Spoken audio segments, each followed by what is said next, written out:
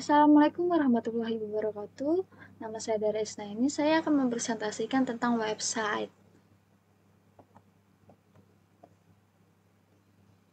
Website adalah sebuah kumpulan halaman pada suatu domain di internet yang dibuat dengan tujuan tertentu dan saling berhubungan serta dapat diakses secara luas melalui halaman depan homepage yang menggunakan sebuah browser URL website.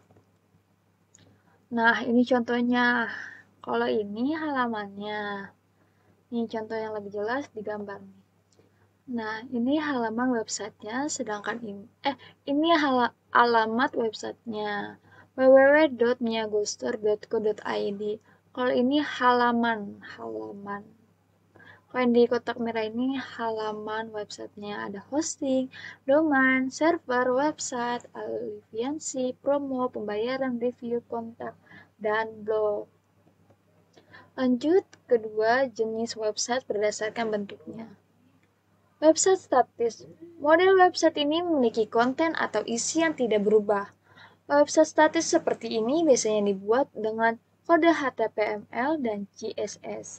Hanya developer website aja yang bisa melakukan perubahan isi konten dari website statis. Website statis juga tidak memerlukan database karena tidak ada konten yang disimpan di website tersebut. Jadi, kalian hanya membutuhkan nama domain saja sudah cukup. Contoh website statis ini seperti website perusahaan yang memberikan informasi-informasi tentang perusahaannya tersebut.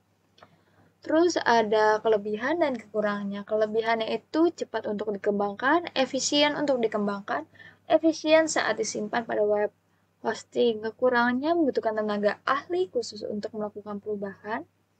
Situs menjadi kurang bermanfaat bagi pengunjung, konten website yang usang. Lanjut, website dinamis. Website dinamis adalah website yang dimiliki konten selalu update setiap waktunya. Website dinamis ini biasanya dikelola oleh banyak orang dengan melibatkan berbagai tim yang berbeda. Untuk menyimpan konten website dinamis membutuhkan database. Jadi, Anda harus memiliki layanan hosting website tersebut. Nah, ada kelebihan dan kekurangannya. Kelebihannya memiliki banyak fitur tambahan, lebih mudah untuk dikembangkan, lebih mudah menambah konten baru yang menarik pengunjung dari search engine, memiliki fitur yang memudahkan pengelola dan pengguna untuk bekerja sama. Terus kekurangannya membutuhkan waktu lama dan dana lebih untuk pengembangannya. Jadi ini lebih membutuhkan waktu lama dibanding dengan website statis tadi. Terus ini juga biayanya lebih mahal dibanding website statis tadi.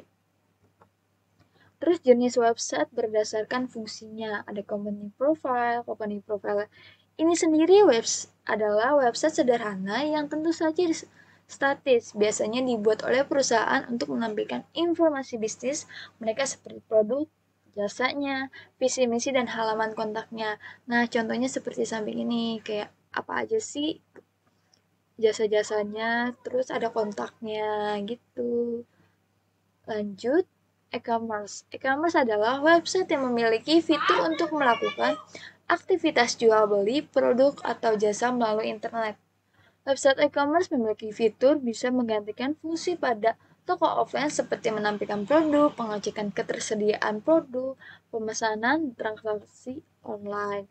Nah, contohnya seperti e-commerce Amazon seperti di samping ini contohnya. Selain itu ada Shopee, Lazada, Tokopedia, dan lain-lainnya. Lanjut, website sosial media. Website sosial media merupakan website yang berfungsi sebagai tempat berinteraksi orang-orang secara online. Artinya kita bisa mengobrol dan mengirim pesan dengan orang yang berbeda daerah, berbeda negara, sekalipun melalui media sosial tersebut. Media sosial kini juga berfungsi untuk mendulang pundi-pundi rupiah alias berbisnis untuk zaman sekarang yang disebut dengan bisnis online. Nah, contoh untuk berbisnis di sosial media contohnya seperti di Twitter. Kalian bisa mengupload foto dengan caption-caption yang menarik untuk menarik konsumen-konsumen membeli produk Anda tersebut. Terus ada juga Instagram, Facebook, dan media sosial lainnya.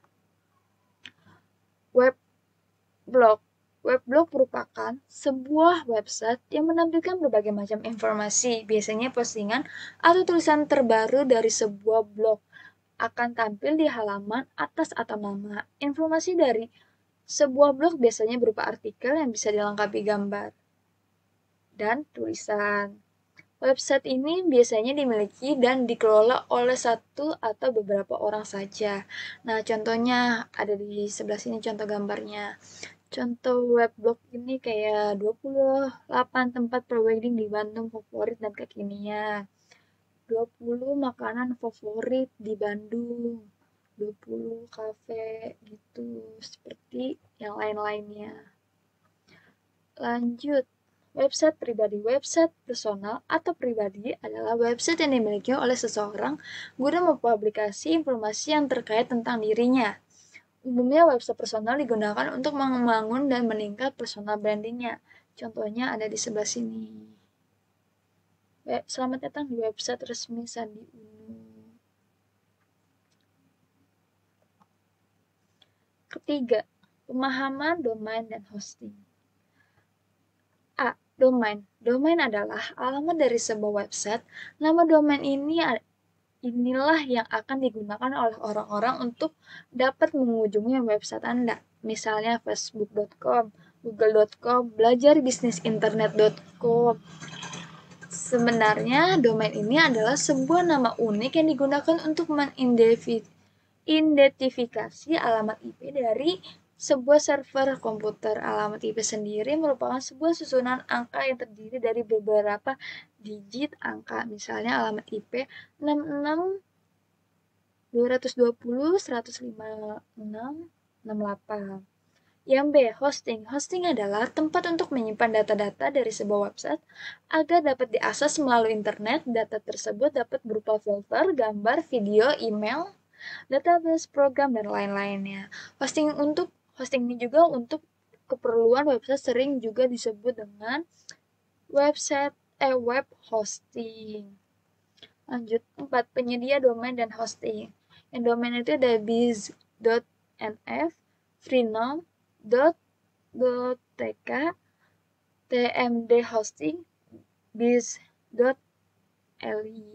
Yang hosting idjcoolhost.com,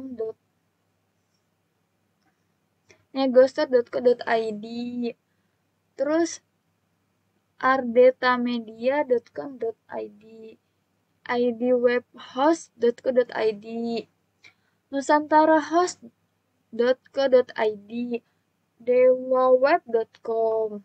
Lanjut, apakah domain hosting itu ada biaya? Mungkin saja menjadi tanda tanya besar saat berencana untuk membuat website. Sebenarnya ini adalah hal yang wajar khususnya bagi yang ingin membuat website untuk usaha yang sedang dalam proses pengembangannya. Alasan utamanya tentu saja soal biaya yang bisa saja menguras kantong kita. Membuat website itu memang membutuhkan biaya minimal membeli domain dan hosting, apalagi kalau menggunakan jasa pembuatan website. Tentu saja biayanya akan lebih mahal jika dibandingkan dengan membuat website sendiri. Terus desainnya juga tergantung desain yang diinginkan membuat webnya kayak seperti apa dan gimana. Kelebihan dan kekurangan menggunakan domain dan hosting. Kelebihannya kapasitas terbatas, server cenderung labil, nama domain berbeda kualitas dengan yang berbayar, keamanan data tidak terjamin. Kekurangannya halaman website mudah diingat, meningkatkan ketersediaan data, mengaksesnya lebih mudah, efisien dibayarnya. Terima kasih sudah menyimak materi dari saya, semoga bermanfaat. Saya tutup. Wassalamualaikum warahmatullahi wabarakatuh.